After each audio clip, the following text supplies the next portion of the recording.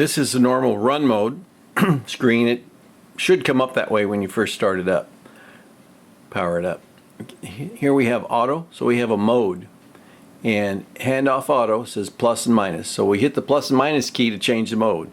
I hit it goes to off, which doesn't run. Hit it again, it goes to hand mode. And hit it again, it goes to auto mode. So in auto mode, it's just going to run according to the way we had it configured. So that's every minute it'll go through the cycle, solenoid valve 1, and it'll pulse that for 1 second. 10 seconds later it'll go to solenoid valve 2, pulse that for 1 second, and go to solenoid valve 3, and it's a conveyor stop. In this case it'll just keep going, right, because we have no remote. In this case now we want to put it to hand mode, so I can explain that. Off mode, nothing's going to run. They'll all be off and stay off. Hand mode now. You can pulse one solenoid at a time in hand mode. Here it says SV number, so we have it to 0. That means it's not pulsing anything. You're going to have to put it back to 0 after you hit a solenoid. But in this case, I'm going to hit enter, okay, and you see it flashing. So if we hit 1, solenoid valve 1 will pulse for the pulse time. So it's only going to pulse for 1 second because that's what we have set in the configuration, same as in auto. Now if I want to go to the next solenoid, I'll hit enter again and hit 2, enter. Now that'll pulse for 1 second and stop. Nothing else will happen. Same thing for 3. So you have to hit enter each time to get that cursor flashing. Number 3, so 3 will pulse for a second, enter. 4, enter. 4 will pulse for a second. You don't have to do it in order. I can go to 6, enter, it'll pulse for a second, and then I can go to 2, enter, if you get the idea. So, and it's best to just put 0 and to leave that no pulse selected. Now I have a thing in there, right or wrong.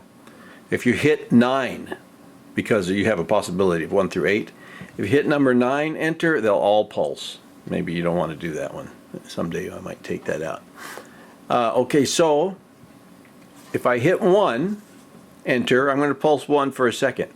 Now, if I want to hit 1 again, it won't do me any good, right? I can hit this and hit 1, but it doesn't allow it to fire again. Okay, you have to turn it off, okay? 0, or go to another number. That's why I didn't say it before. And then 1. If that's unclear, review the video. Now that's in hand mode. We want to put back to auto mode by hitting plus minus. So go to auto, we're in auto mode, it'll run automatically. And we go to the next screen, nothing's flashing, so we can go.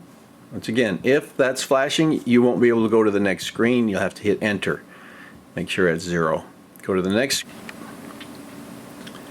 This is the normal run screen. You'll notice the cycle time is 1 hour. We're on step 1 and the remote is off, so it tells you the conveyors aren't running. Okay, now we're at 50, so we've gone 10 seconds into our cycle time. We're on step 1, remote is off. Now 10 seconds later we're on step 2, remote is off, so that'll be firing solenoid number 2.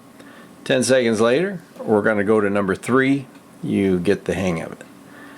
And then 10 seconds later I'll go to number 4. That's step 4. I say step, it's not necessarily going to be the solenoid.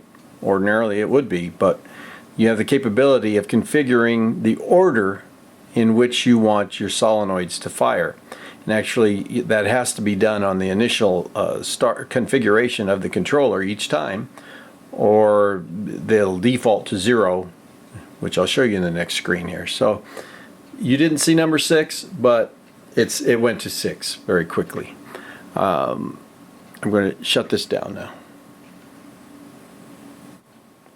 I want to take the opportunity here to show how the configuration affects this run screen. This was originally set to a 1-minute cycle time, and we had 10 seconds between each step. So if you hit 1 and 2 at the same time from a run screen, we're going to go to setup. It brings up the screen. We go to setup, We know we won't have a generic controller. I'm going to go through 6 zones, and remote enable, we're going to leave that no remote, and come to the next. Okay, total cycle time. I don't know what you would do at your own plant, but I'm going to put in a 1 hour cycle time, which I blew, so we'll come back to that. I hit enter. Don't do what I do, do what I say.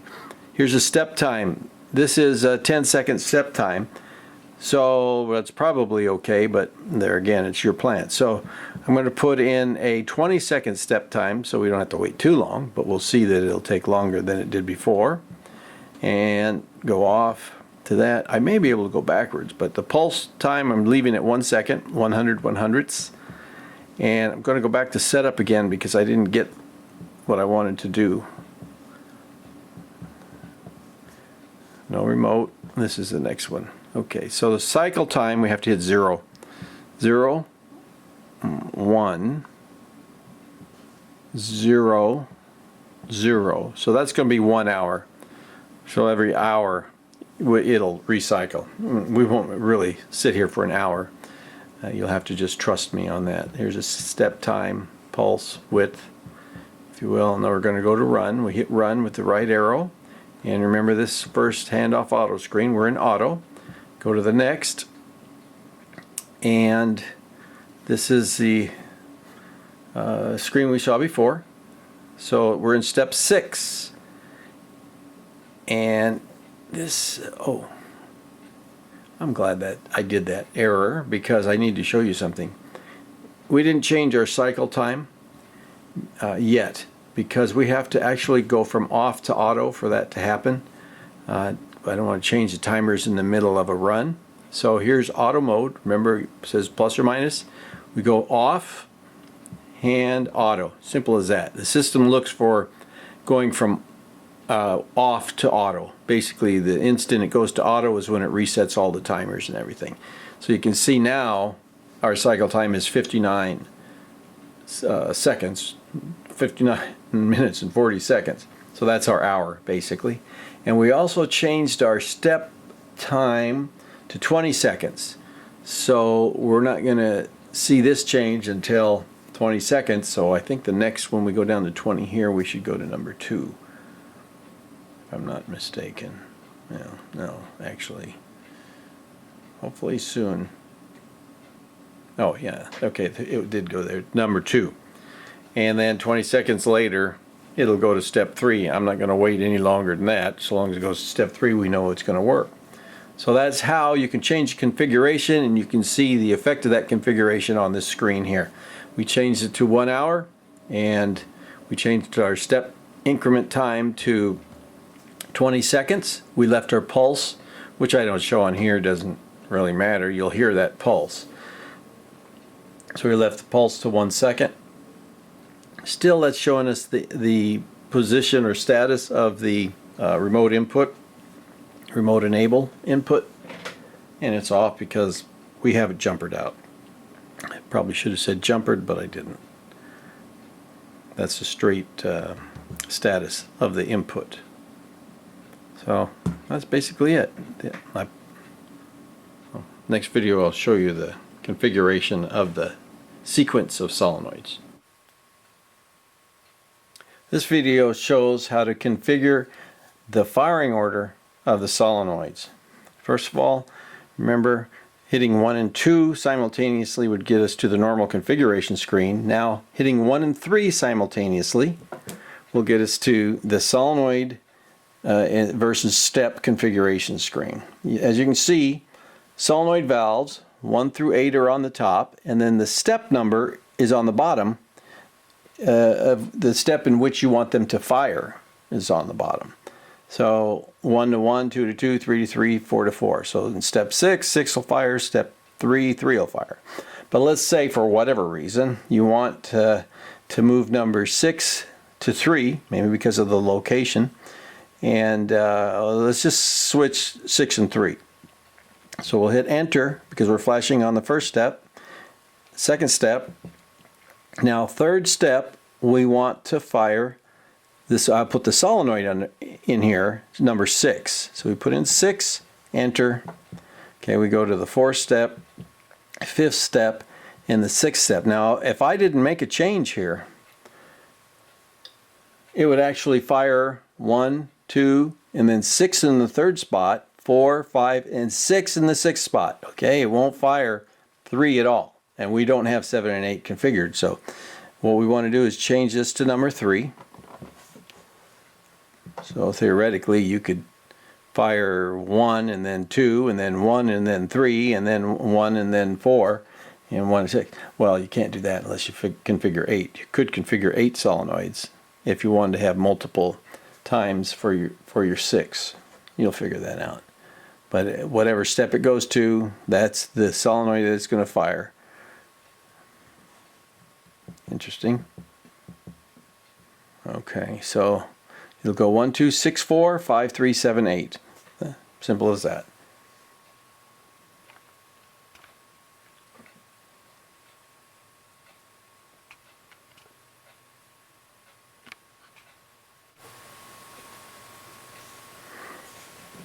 I'm going to leave this in 1, 2, 3, 4, 5, 6, 7, 8 in the normal order of things. Go off screen. No, I can't get back again unless I go to 13.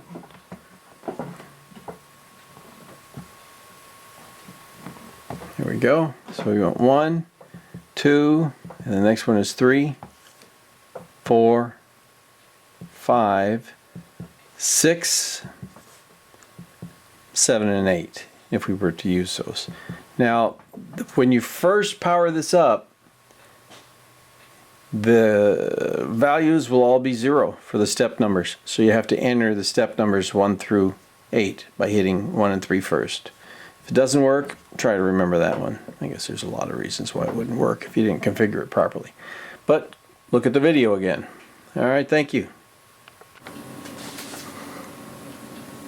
This is the inside of the panel, and there's a field wiring strip there, and actually there will be solenoids connected to the outputs of the PLC, but right now the solenoids are not in this panel.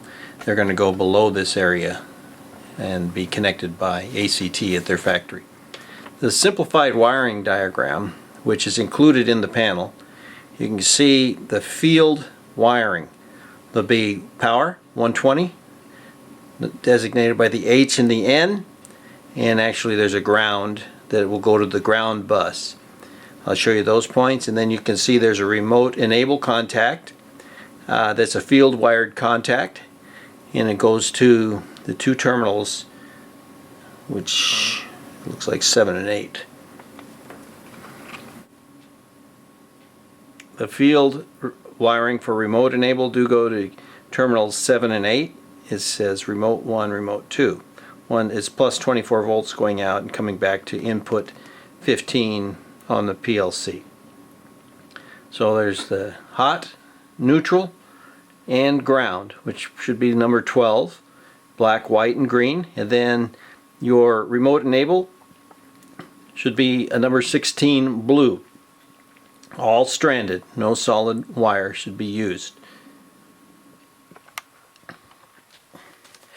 Back to the terminal strips. I'm going to zoom in. So the power will come directly. I have a little extension cord hooked up here right now. So the power of the 120 will go to the breaker, to the top of the main circuit breaker. The neutral will go to this neutral bus here. You'll see there's 4 the terminals connected together with this bar right here. And so you would come into terminal number 3. Okay, you'll bring your hot into the circuit breaker, neutral into terminal number 3, which feeds this bus, and the ground, can't really see it on here, I'm going to have to move over. Okay, so you bring your ground into this ground bus here, into this terminal here. The remote input will be 7 and 8. That's these 2 wires on the bottom. You'll connect to the top, to terminal 7, which is plus 24 volts. Back to terminal 8, which is input 15.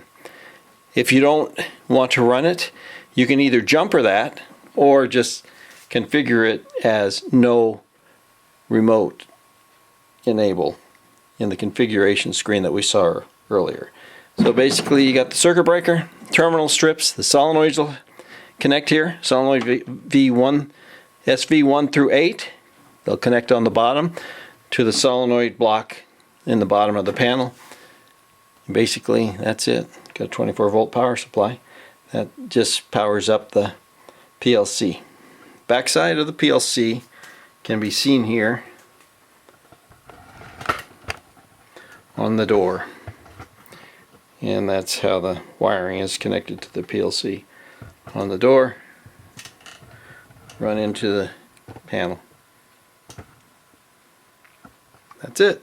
Thank you.